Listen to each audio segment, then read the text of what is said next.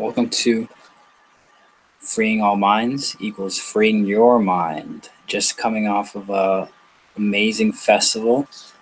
It's one of the first festivals I'll be tabling at, and it was Love Light Festival here in the Maryland area, right by the beautiful Susquehanna River.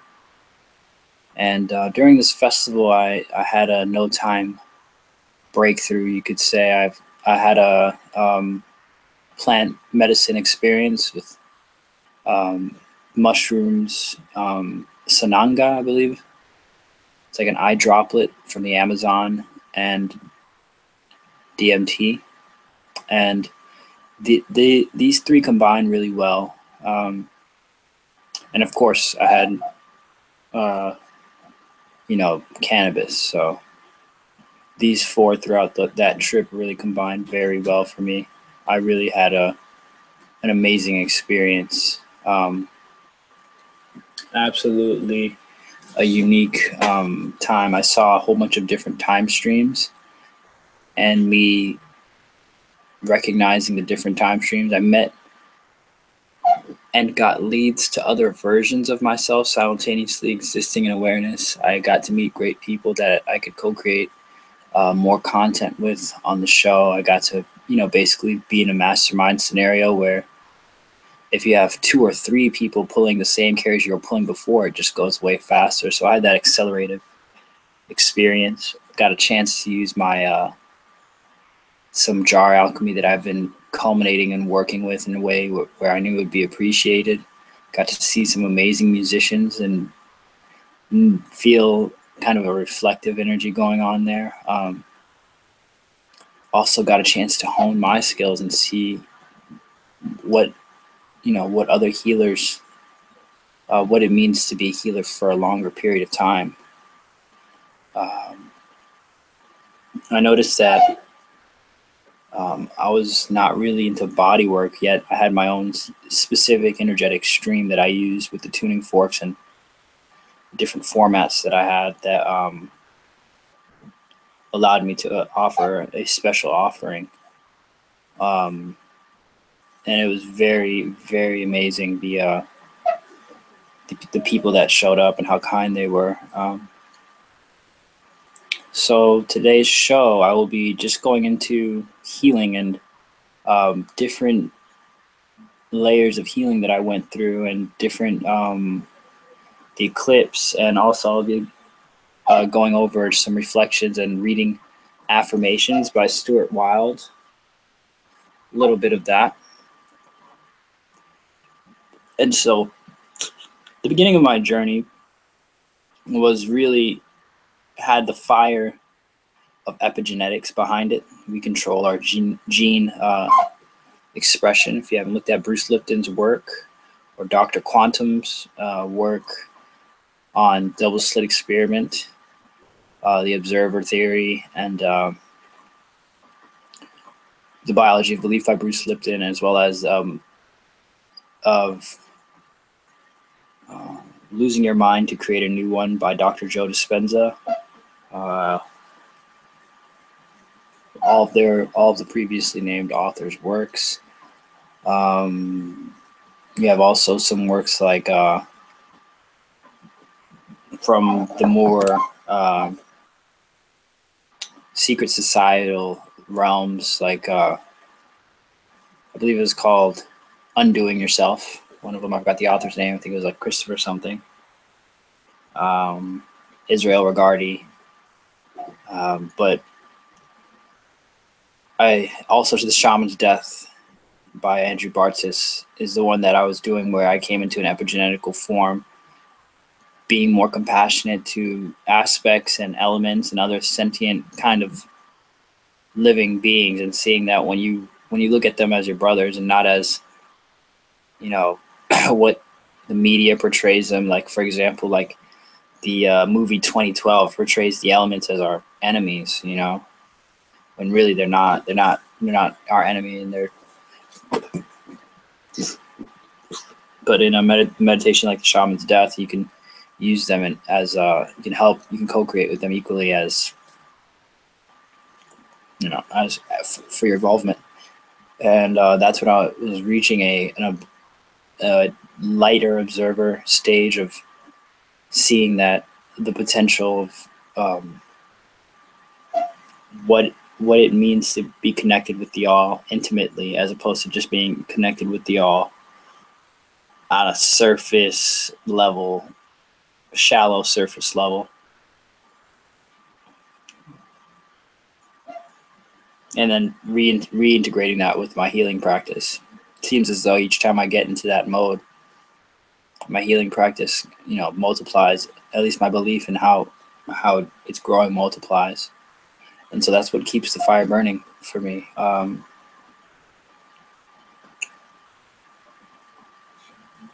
got to achieve I have to have a moment of recognizing some dreams that I've achieved. I've achieved multiple dreams during this festival. I have to give myself this type of victory feathers moment. First off, I got to teach a workshop on how to create your own orgonite. Second of all, I got to charge for what I love. Third of all, and that's the healing work.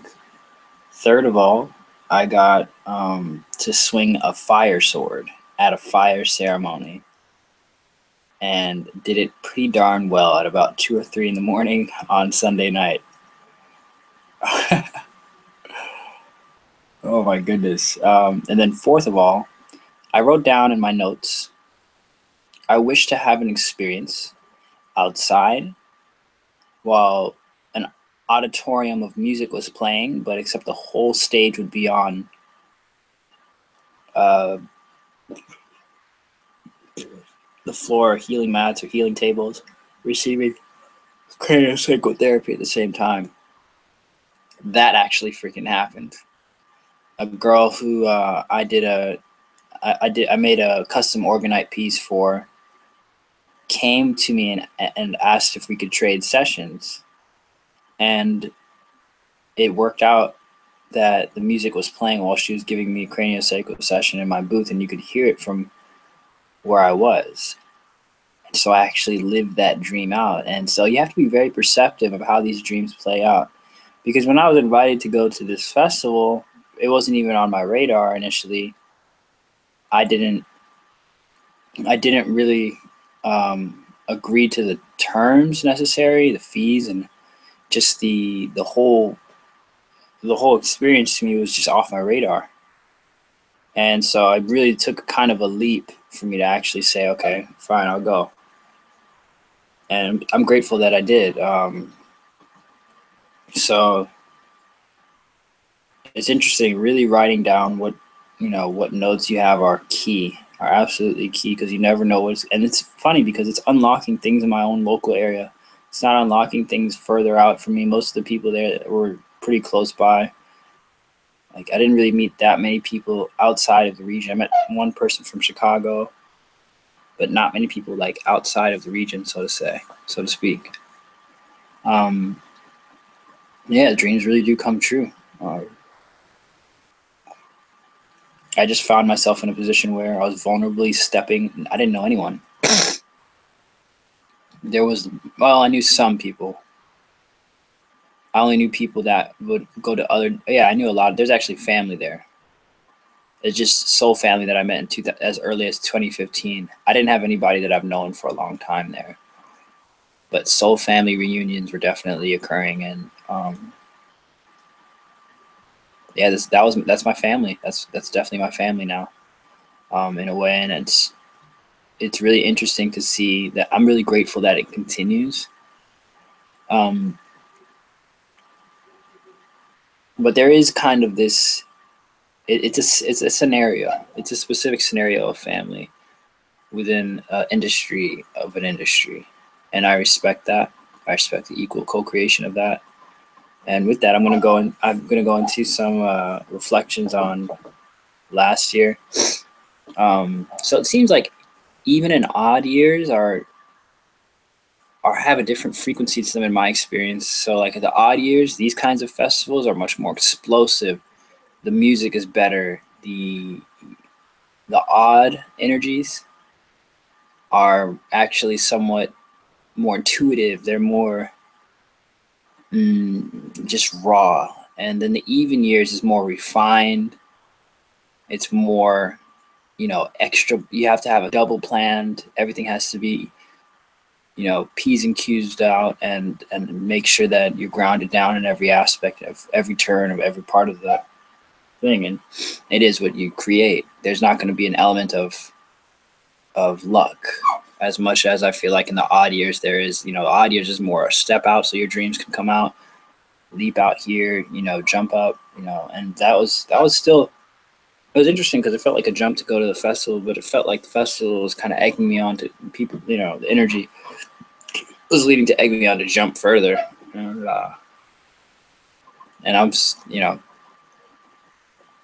I got back home, I had the just this energy of kind of tiredness because I was, we're right there on the Susquehanna River, like on this very sloping valley area, and the ground was wet. I stayed barefoot and just I was just accumulating a little too much energy to the point where I didn't need sleep. And when I got back home, I just had to recalibrate to a less high vibey area that didn't have the second oldest body of water next to it, which was a little harsh. Calibrating to it now, I'm realizing there's some great trees around here. It's not a huge step down from where I was, but I spent from Thursday to Monday there, so I got a little bit of a I'm a little bit of a tree snob a little bit now. I was also on pretty much a digital detox while I was out there, so it was great. But yes, so we're entering the Virgo part of the zodiac, but to me, I feel like I'm entering the Leo. My birthday is on September 14th. So I feel as though Nostradamus was correct in the sense that every sign is 1 month behind the sign that it thinks it is. It seems as though now we're going to be seeing the four corners. We're coming up amongst the zodiac corners, the Aquarian corner, the Leo corner, the Aries, and the Scorpio corner. And so this is what makes it obvious to me. The system responds to these corners the most, especially if you really pay attention to those that are of those signs. It's usually them at the highest levels of the system in one way, shape, or another. You have the flamboyant Aquariuses that are just spending money on ridiculousness and just emotional extravagancy that's pretty much funding systems and facades. You have Aries that have great beginnings, but they don't finish strong and they can get corrupt towards the end. You have Leos that are looking so desperately for acceptance and for dominance and prominence that they're willing to do heinous activities for it. And then Scorpio, I mean, I don't even need to say anything more. Just the stealthy magician in the background, just the magician people that will go to the umph degree to keep the facade up. So that's an interesting four corners scenario. I will have to say that there are positive aspects as well, but I'm just sharing what I think in the deepest of my mind as I continue forward here, and I'm gonna see if there's anything I'm leaving out. No, I've just been reflecting and meeting a lot of energies. There's definitely a lot of new friends that I have to promote and get onto the show, and it's just, this is kind of like the quiet before the storm show, before things get expand exponentially. All right, so this is affirmations by the author of Stuart Wilde. I'm gonna start from page 15 here.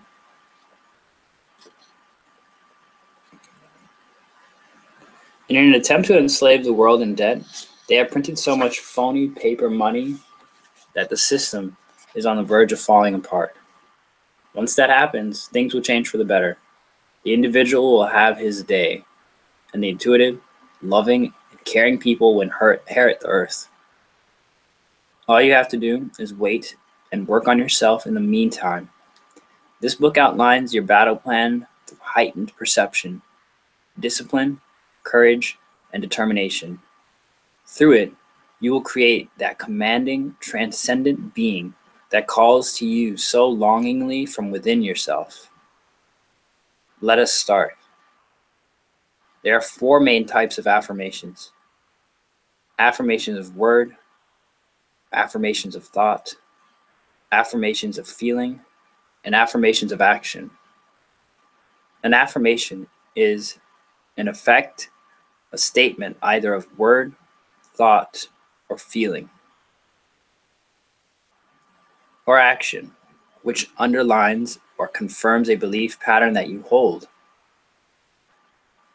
There are negative affirmations and positive affirmations. This book is for those who want to learn and develop to use affirmations to mold reality to suit their positive ends. Before discussing in detail what affirmations are and their use, we must look briefly at the ancient wisdoms and at how the universal law manifests itself. Those of you who have read Miracles and The Force, bear with me for a moment, as the basic principles are always worth retelling. Your reality, the situations around you, and the events of your life are created by the energy of your inner being. That inner being is built of various factors, including every thought, feeling, and action you have been a part of. Your inner being is strong or weak, depending on how you feel about yourself and how you understand the nature of energy and metaphysical reality. Every thought or feeling about your life, no matter how slight, goes to create the events that are coming towards you. Note that I say towards you. In the physical plane, we accept the illusion that we move toward events. We speak in terms of what will happen next week, or we think about a gift that will arrive in a few days. We create a feeling that the future is ahead of us and that we are moving towards it. In fact, the future, metaphysically, is all around us, and events move towards us. Through the law of attraction, you draw situations that exactly reflect your inner being. Whatever you think and feel about your life today is the scaffolding that builds the events you will experience next week or next month. When the time comes, you'll fill in the minor details, but the main features of the events already will have been created. This is my day. I control each and everything that comes to me. I accept complete responsibility for my life. I am power, so be it. Your thoughts and feelings mingle with the universal law, and the law reflects back to you an exact replica of the spiritual you. If you want to know how you are doing, ask yourself this question: do I have beauty and abundance around me at all times? If the answer is yes, your inner being is beautiful. It can be well used. If, on the other hand, you are surrounded by the opposite, or if negativity is in your life, your inner being is deprived and embodies a certain amount of negativity. It is then time for you to roll up your sleeves and begin to work on the quality of your life. Affirmation is one of the tools you'll use. There is no situation you cannot change. There's nothing that is beyond your capacity. But first, you have to accept total responsibility for your life. Every event, good or bad, is a part of who you are. The event is created solely by you, and there's no other, be it God or some outside force creating it for you. You and only you are in charge. Once you accept this unequivocally, you reach a metaphysical maturity that allows you to gain complete control of your life. You learn there are no accidents, quirks, or fate, misfortunes. There's only energy, high energy and not so high energy. If a bus turns the corner and runs over your foot, This event comes to you through your misbalance. It is a lesson from the universal law. By the same token, if a total stranger comes up to you and offers you $10,000, again, it is a result of such metaphysical energy that you are. Now, you may say, such a thing is so unlikely. Why would I even bother to think about it? But the very fact that you are thinking about it allows it to happen. 3 years ago, I was thinking that very thought. I had been invited to dinner at the home of a person I had never met. As we waited for the food to be served, I talked a little about my life and some of the projects I was working on. Later that evening, my host pulled me to one side and offered me $10,000. I accepted. You could start with the following affirmation. I am ready to believe in what I am, and I believe in my individuality. Universal law, give me the wherewithal. Anything you can imagine, anything that you truly can accept as part of your life, exists as reality in the inner worlds. It may take a while for the reality you choose to manifest, but if you imagine it, if in your mind you can truly touch, taste, feel, and accept it as granted, it becomes part of your life. The universal law is impartial. It will give you anything you believe.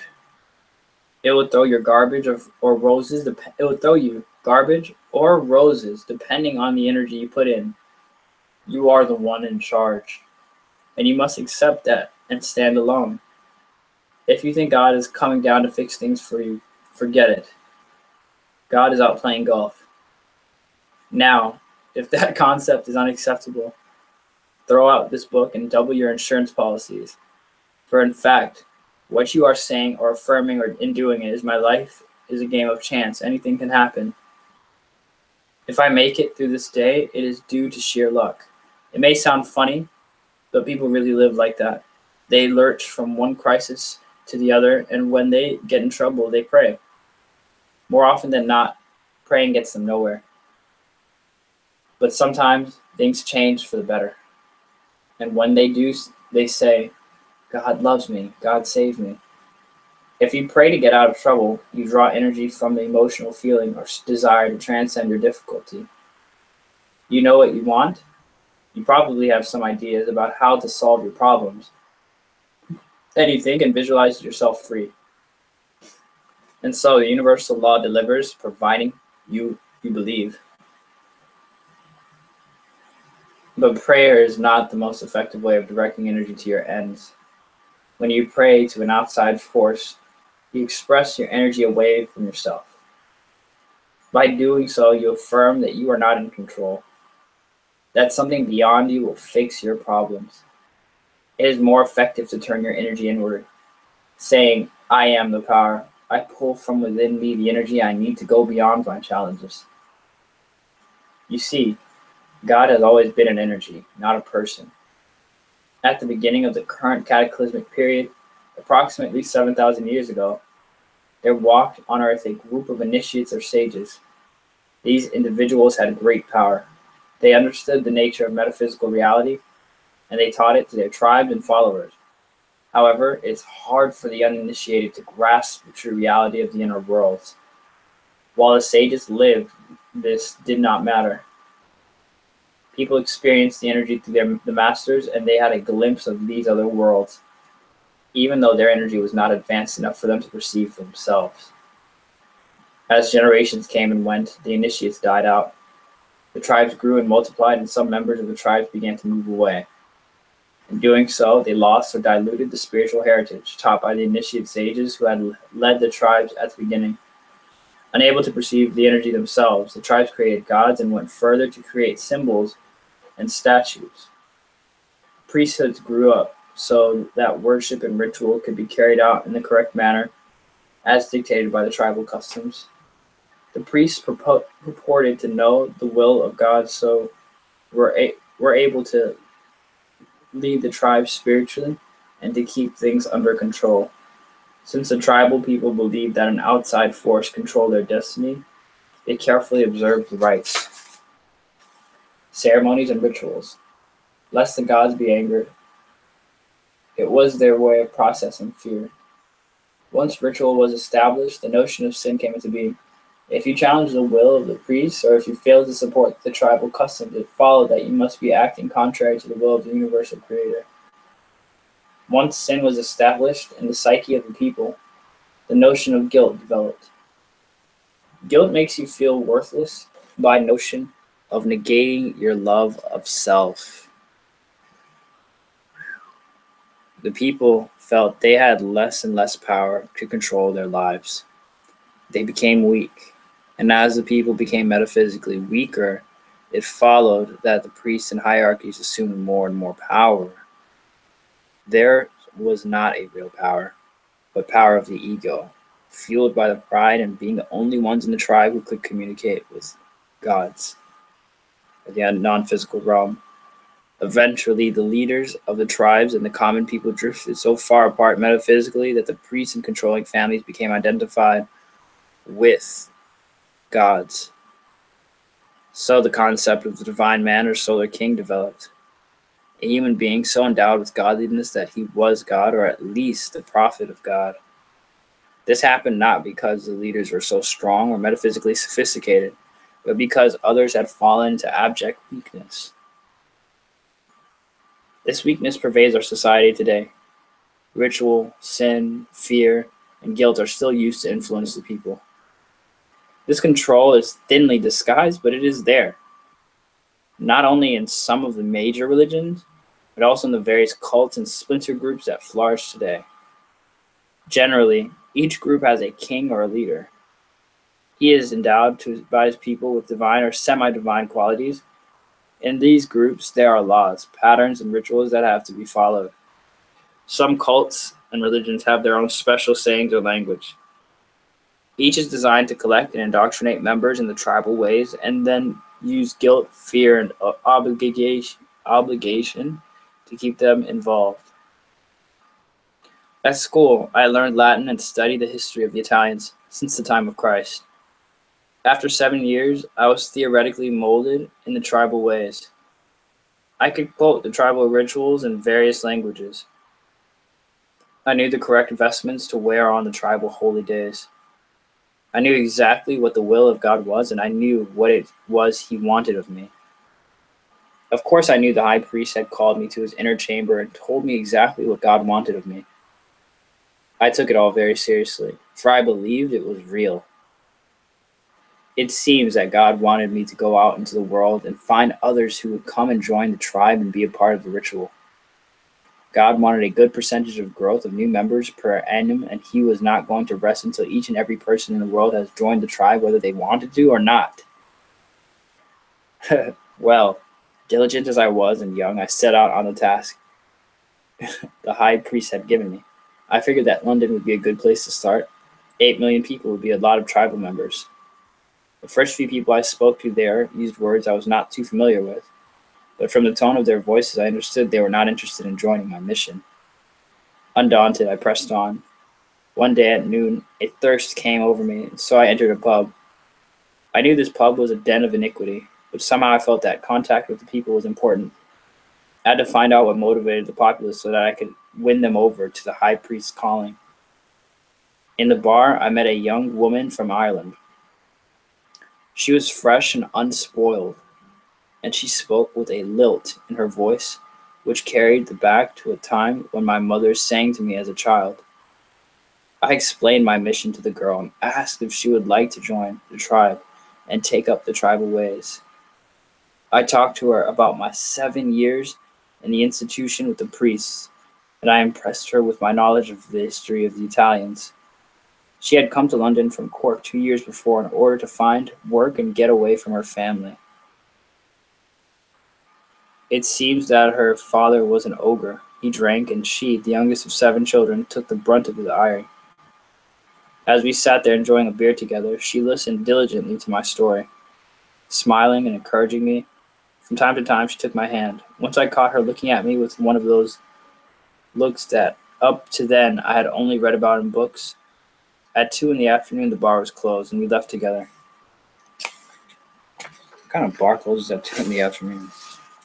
We drove to the countryside in an old battered van and climbed a hill that had been sacred to the Druids. Sitting on the grass overlooking a checkered pattern of English fields, I began to wonder if she would ever consent to join my tribe, for she spoke of everything but. And yet I was captivated by her charm, and somehow the instructions of the high priest. I seemed a long way off. The girl began to sing a song in her native tongue. It was touchingly beautiful. When she had finished, I asked her what it meant. She said it was a song sung by a bird in a cage. The bird was comfortable and loved by its master, but the bird was unhappy, for it had all the material things it needed, but it was not free. It longed for the uncertainty of the wild. We sat in silence for a moment, and then the girl asked me a question that changed my life. She asked me if I was truly free. Of course, I replied defensively. I am the master of my life. But deep within, I knew that I was not free, for rather than enjoying the spontaneity of the moment, the beauty of the girl, the mystery of the Druid's Hill, I was troubled, for I was not following the instructions of the high priest. I feared that the openness and the warmth of the girl's gentle ways would surely tempt me down a path as wicked as anything that the tribe might imagine.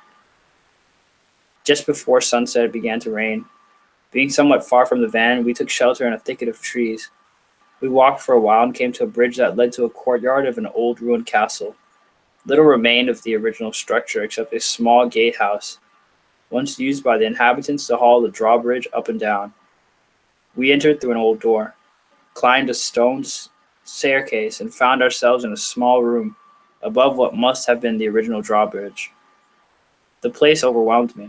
I could almost hear the couriers and ladies talking and laughing as they walked about the castle. Time stood still. I felt nervous and self-conscious, and yet all was not lost.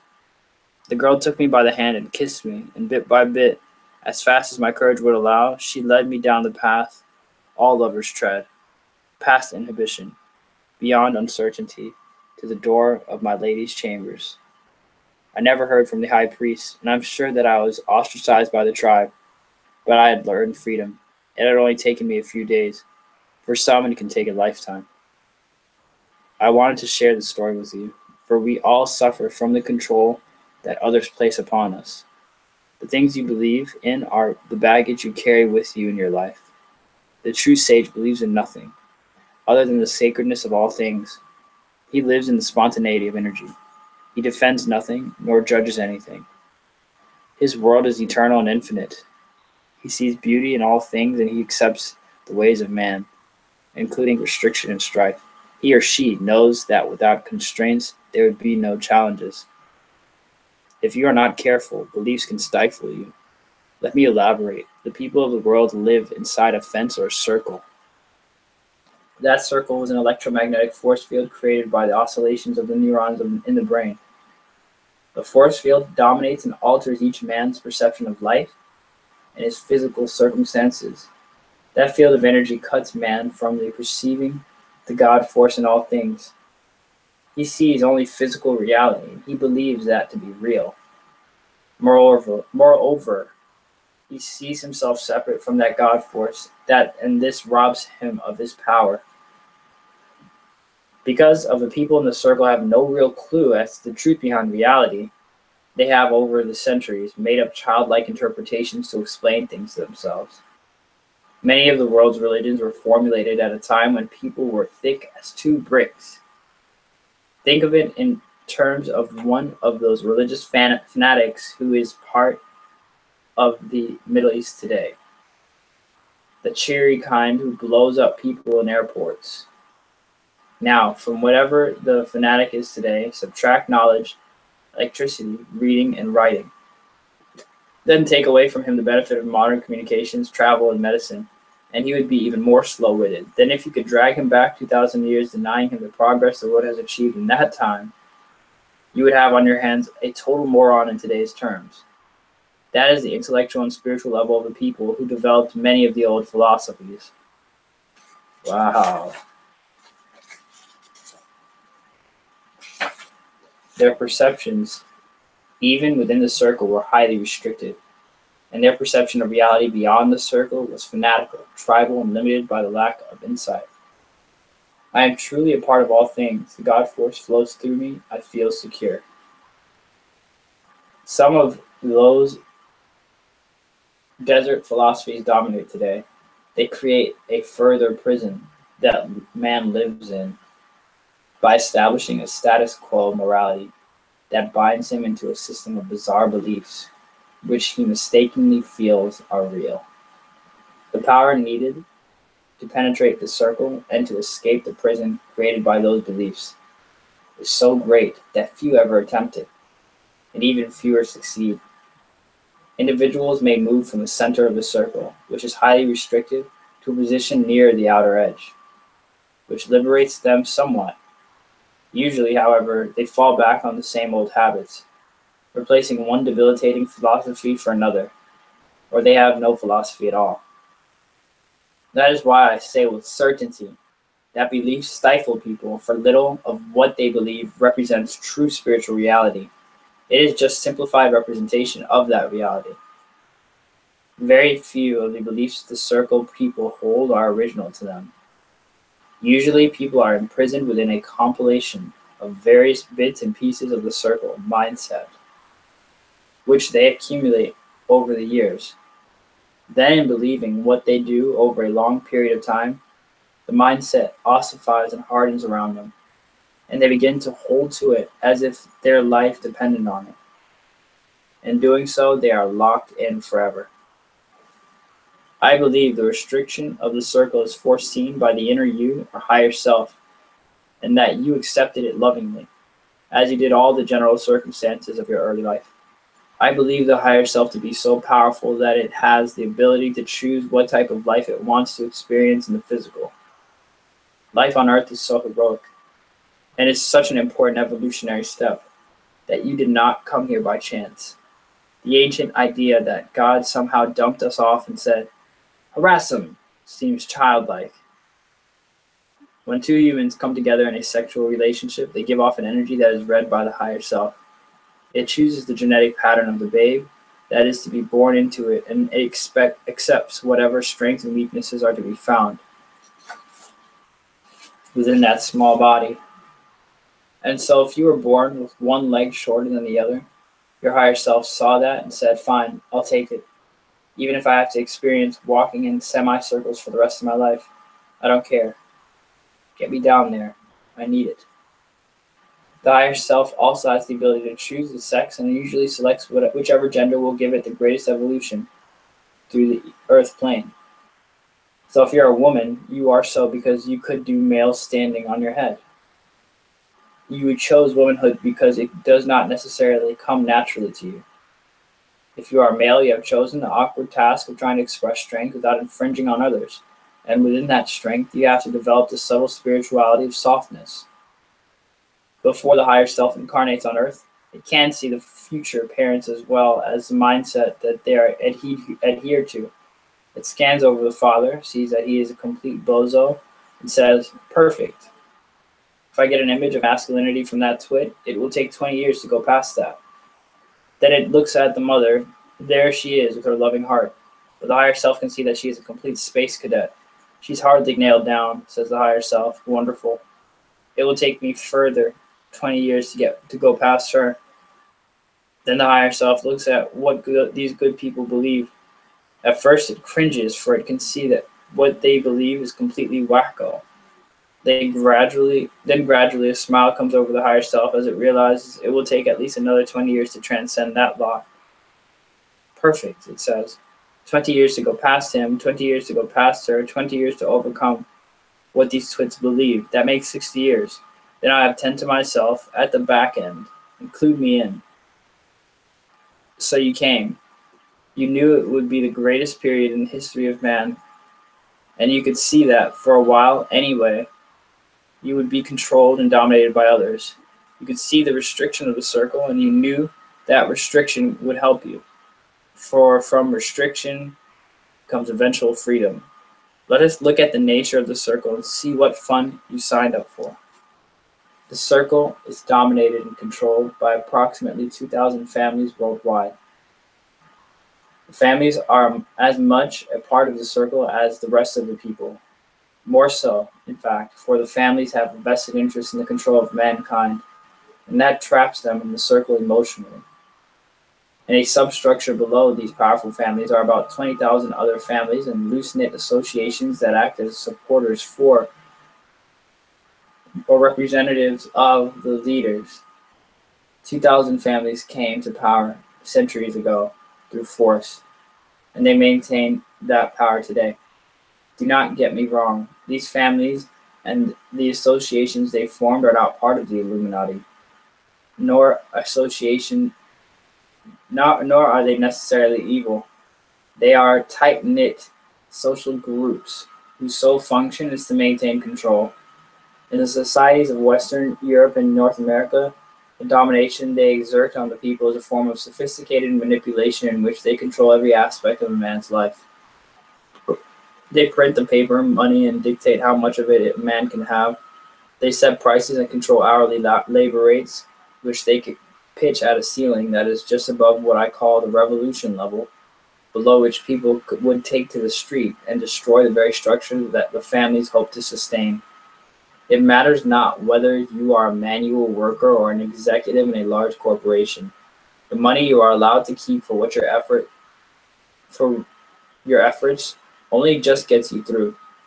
This is because the system is not designed to allow you abundance. When did you last have a couple of 100,000 lying around unused? The families control the world banking system, and they use the governments, which are basically financed and sponsored by them, to pass laws regulating every aspect of the financial markets to their favor. The Constitution of the United States basically forbids the formation of a central bank.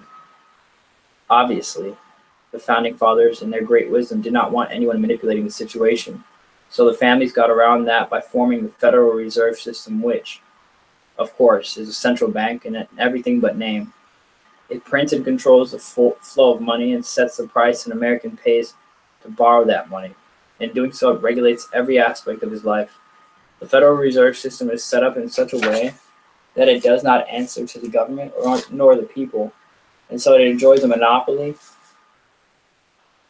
over the affairs of the most powerful economic trading nation in the world. And because of the immense power of the United States, it imposes its influence on financial markets worldwide. Wouldn't it be nice if you had a part of that? But you do not, and unfortunately, you never will. The families and their surrogates hold a monopoly on world trade and shipping, and they meticulously control the flow of raw materials basic to human life. In owning most of the world's mining, they have in the past deliberately created shortages of vital goods to sustain inflated markets. In education, their domination is the same.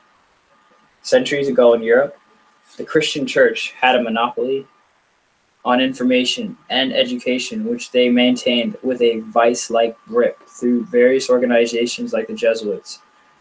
Only the priests and clergy and upper class were permitted education. The common people were deliberately held in ignorance so that they would not be able to take control. Today, education is still controlled either by the religions or by the status quo, and laws are passed to force you to educate your children in the system. That is why the idea of education of children at home has received such a battering in recent years. The powers that be do not want you to take your children from their influence. So I'm going to go ahead and see how many pages I have left in this chapter, or to come to a brief closing. About 10 pages.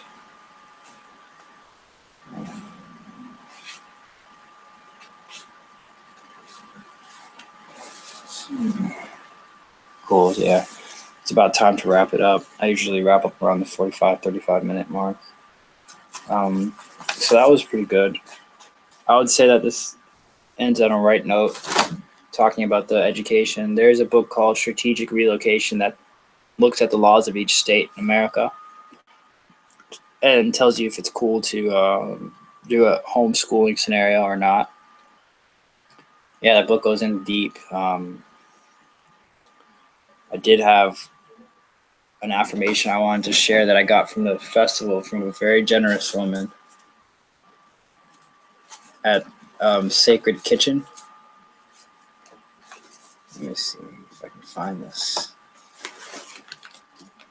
Yeah, I'm thinking about, and I was thinking like while reading through the affirmations about like a, you know, an affirmation. I'm going to make an affirmation that will close most, if not every show. That really sums up freeing all minds equals freeing your mind, which I feel like would be pretty neat. Just to have that.